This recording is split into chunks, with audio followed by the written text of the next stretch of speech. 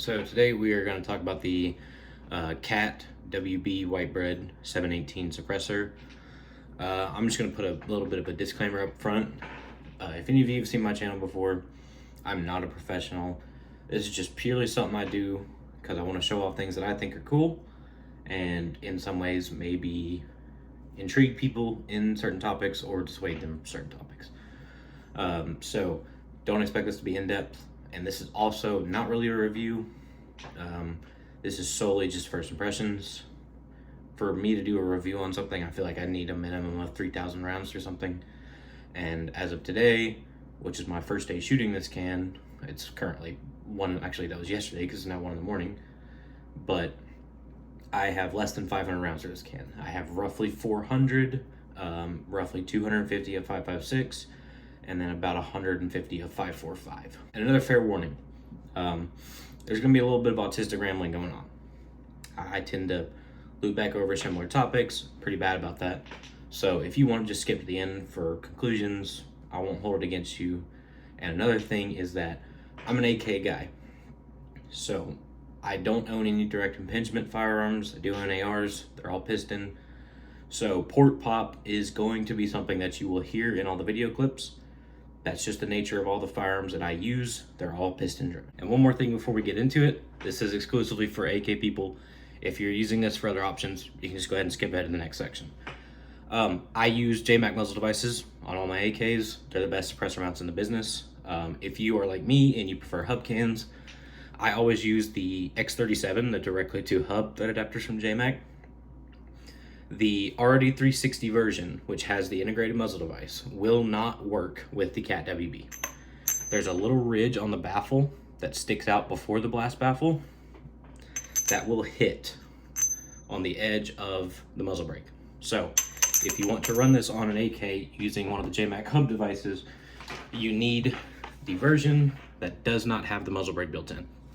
It will thread onto this perfectly fine. Now on to the video.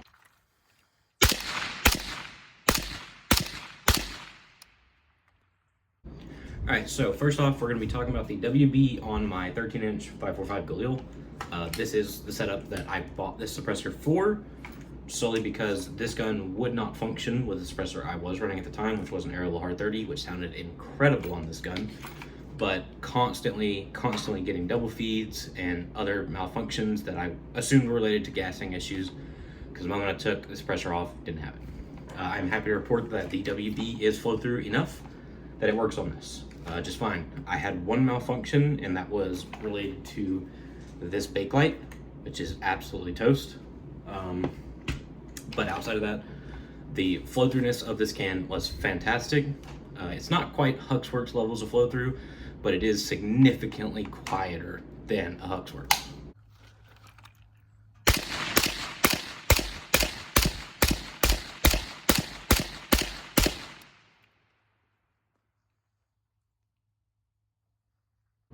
So volume-wise, let's talk about it on this 5.45. In my opinion, the WB outperformed my expectations on the 5.45 guns, where they might have fallen a little short on the 5.56 guns.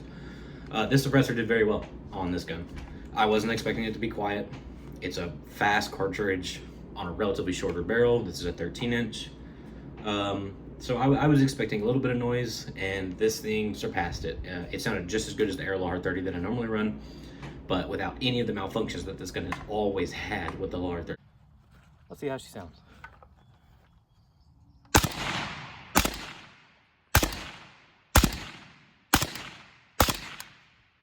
So now we're going to move on to a 16-inch AK. This is a Arsenal SLR106F chambered in 5.56.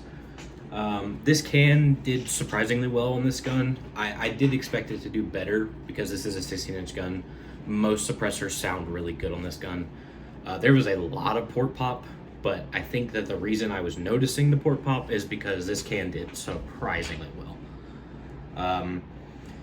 I was able to shoot this gun without ears, no issues. Even with the port pop, I shot this gun, like I shot an entire mag through this with no ears and did not get any ringing. Should you do that? Absolutely not. Did I do it? Yes. Function-wise, this is another AK that I have that is so brutally overgassed that with my normal 5.56 can, which is a Yankee Hill Turbo K, This gun will not cycle.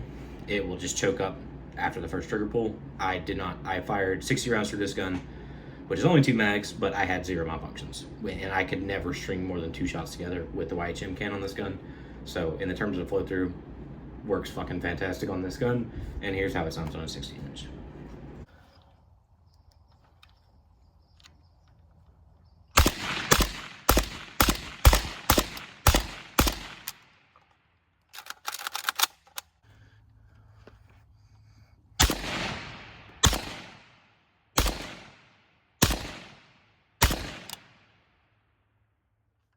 All right, so now we're going to talk about it on my 12.5. So there's a 12.5 5.56.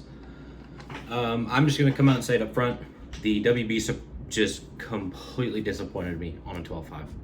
I'm going to accredit it to this being a piston gun. Unfortunately, I do not own any DI guns, so I can't test this on a DI 12.5. I might try to reach out to a few buddies, try it on theirs, and just see if it's a me thing or if it's a piston thing. So this gun did not sound good suppressed. It really just kind of felt like I had a blast can on the end of it. It did decent on flash signature. Unfortunately, I did not get a video because my firing pin broke before I could do low light stuff. But flash-wise, it did well. Sound-wise, it did not. Sound-wise, I could not fire a single shot with my ear pro off without my ears ringing. Obviously, it's doing something. It is a suppressor, and it was doing enough that my packed shot timer, because I was trying to get splits with this Timney AK trigger, it could not pick this gun up. So obviously it's doing something, but the 12.5 just really let me down. I know 5.56 short barreled guns are not quiet, but my Aero Lahar 30 on this gun sounds so much better.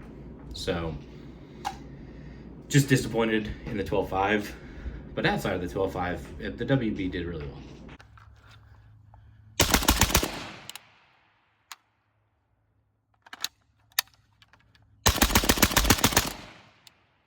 Now let's talk flash suppression. I am a thorough night vision user.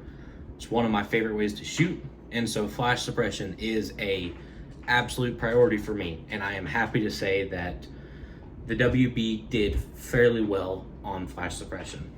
On the 13-inch 5.45 Galil, it did fantastic. The warmer you got the can, the less flash it had, which was a really weird thing because I'm used to cans becoming flamethrowers when they get hot. This one was blazing hot to the point where it was glowing under my nods, and it was not turning into a flamethrower. You would get the occasional sparkle, but it did surprisingly well on the 13-inch 5.45. On the 16-inch 5.56, I didn't even bother recording a flash signature because there wasn't any. And now I'm going to show you what the flash signature is like. This is on a 13-inch 5.45 Galil. All in all, I've been pretty happy with the flash signature, but I haven't got any on camera yet, so let's do that now.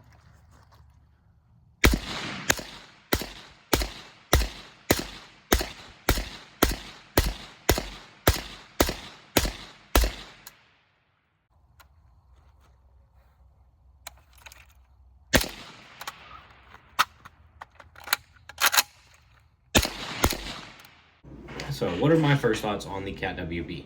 I will say I am not one of the people who buys something and then has to defend my honor by making it seem like this is the greatest suppressor of all time just because I spent my money on it. I don't. I think this suppressor is overpriced, and I think it underperformed. I think it just comes down to what you're buying it for. If you're only going to throw the suppressor on 1 to 2 rifles, I wouldn't buy it. I would just buy something cheaper like an Otter Creek Polonium, which sounds just as good if not better, for literally half the price with a tax stamp, and then spend the extra money on tuning those guns. It'll be a more pleasant experience, and you're going to still spend less money. Gotta get the reps in.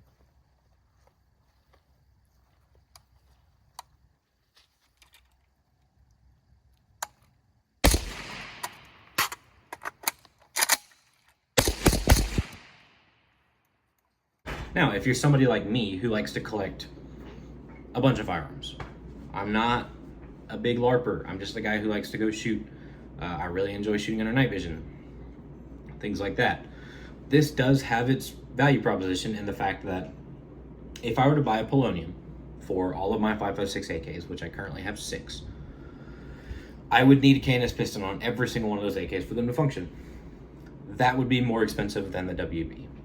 That is why I bought this suppressor, because I no longer need KNS pistons on any of them for them to function with a suppressor.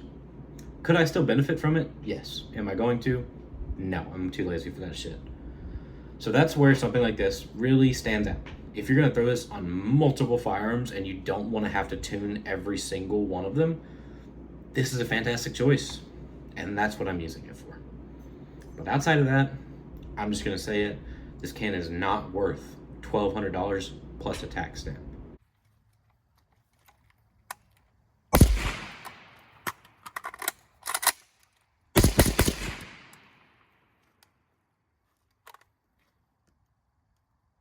I don't know where the magazine went. Oh, there you are.